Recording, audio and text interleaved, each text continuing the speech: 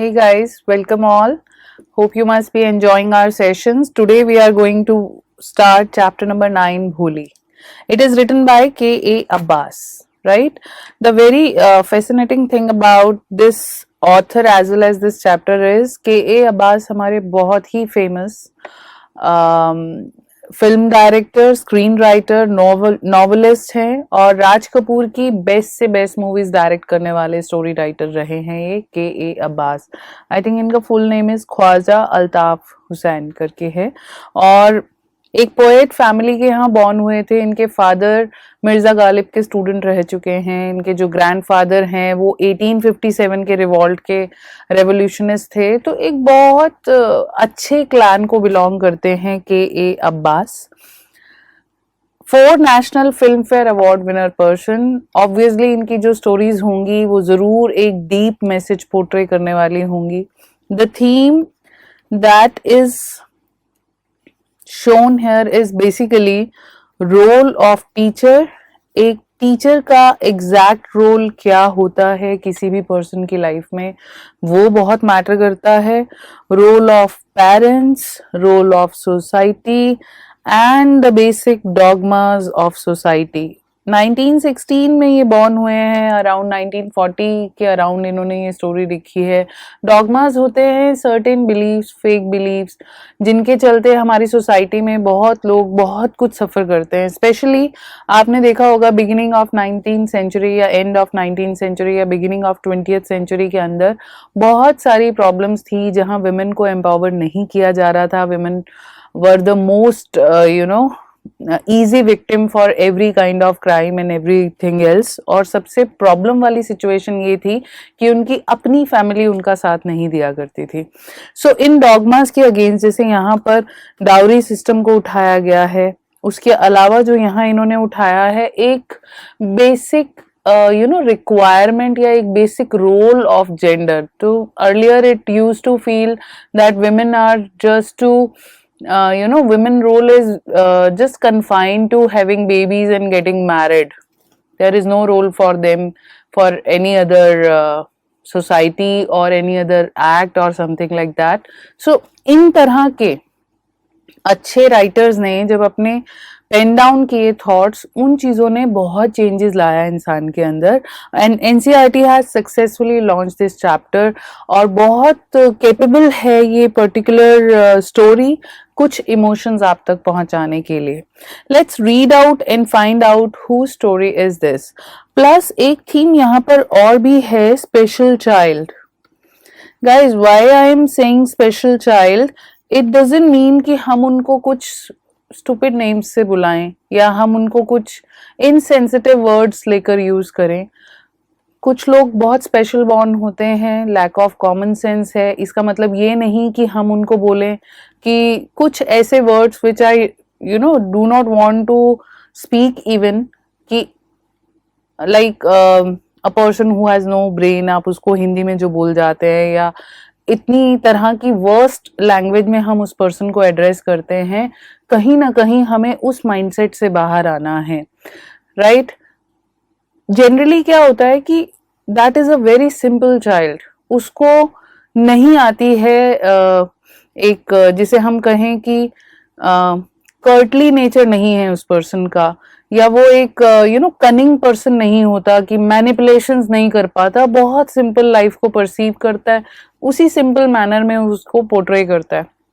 हाँ, हम कनिंग, हम मैनिपुलेटिव लोगों के बीच में वो लोग एग्जिस्ट नहीं करते हम लोगों के लिए शायद, लेकिन उनकी भी एक अपनी दुनिया है। They people also feel the same emotions, same pain and same feelings which we people feel.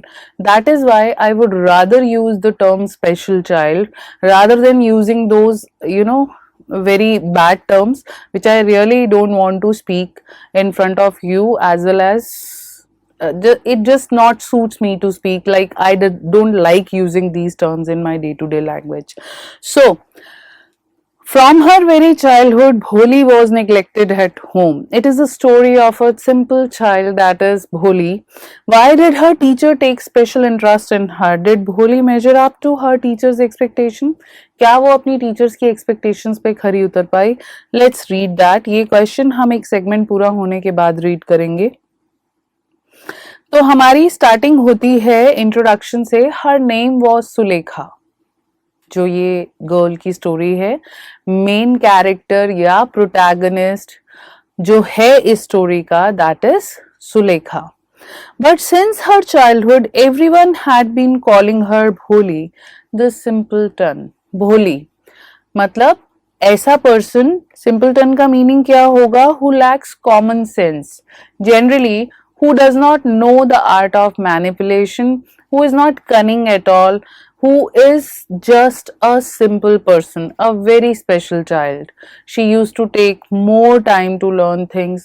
She used to take more time to, do those kinds of work which normal or other people takes only fraction of seconds. तो just कि वो उन कामों को बहुत late conceive कर पाती थी अपने माइंड में, और उन चीजों को समझना और उनको रिएक्ट करना बहुत उसके लिए डिफिकल्ट होता था.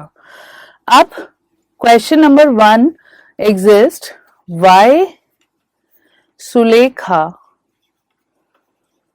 Named as Bholi? Because she was simpleton. Simpleton, ठीक है, ये आप इसका आंसर लिखेंगे.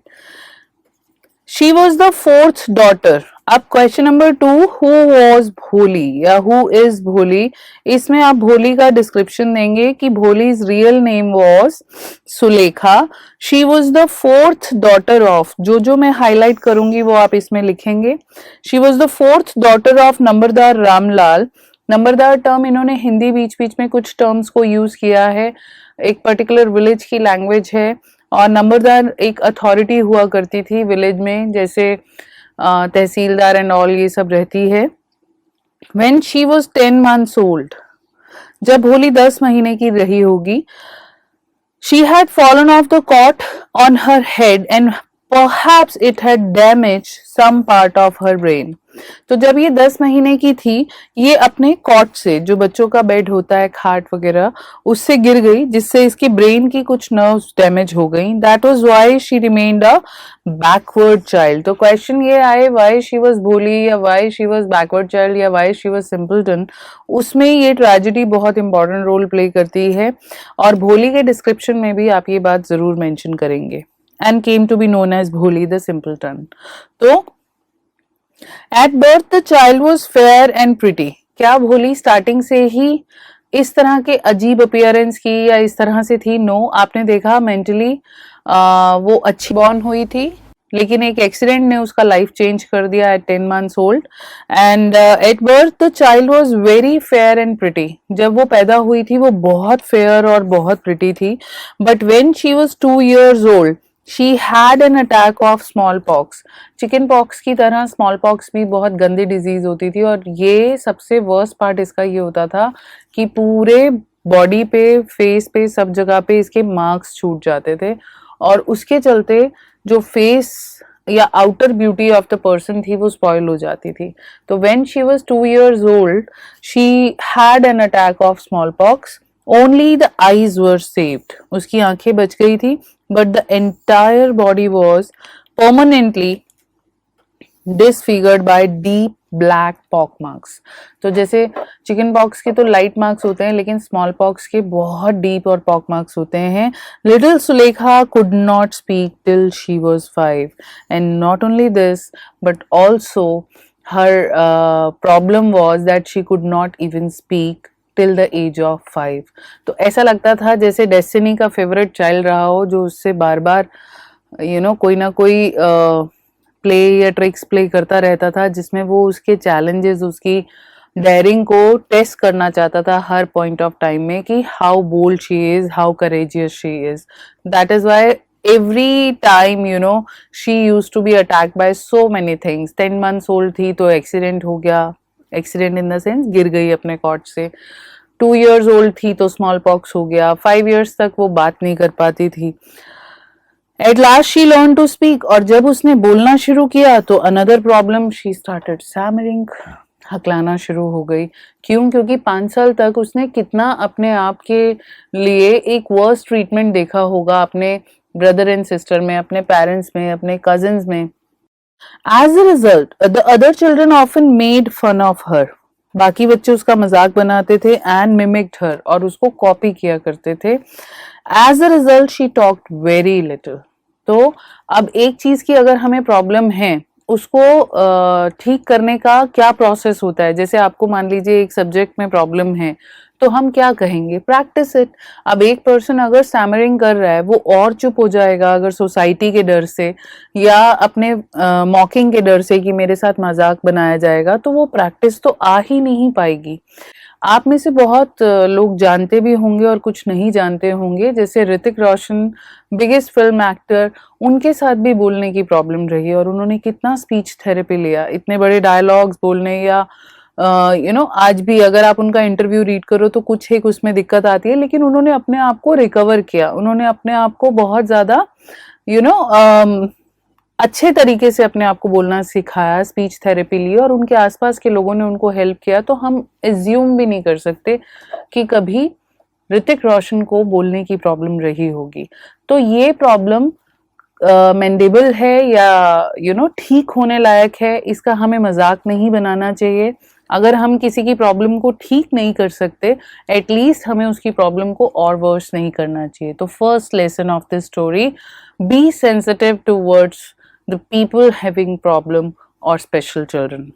Now, subscribe to Bright Duty course at ₹1 per day only. Download Bright Duty app from Play Store and get the online courses prepared by competent and experienced teachers for different education boards of classes 6 to 10. Bright Duty courses are available for the subjects of Math, Science, Social Science, English and Hindi in English and Hindi medium. Bright Duty follows 3-step approach, that is learning, assessment and exam preparation. In learning, topic-wise video lectures with explanation of concepts and discussion of textbook examples and questions are available with the solutions.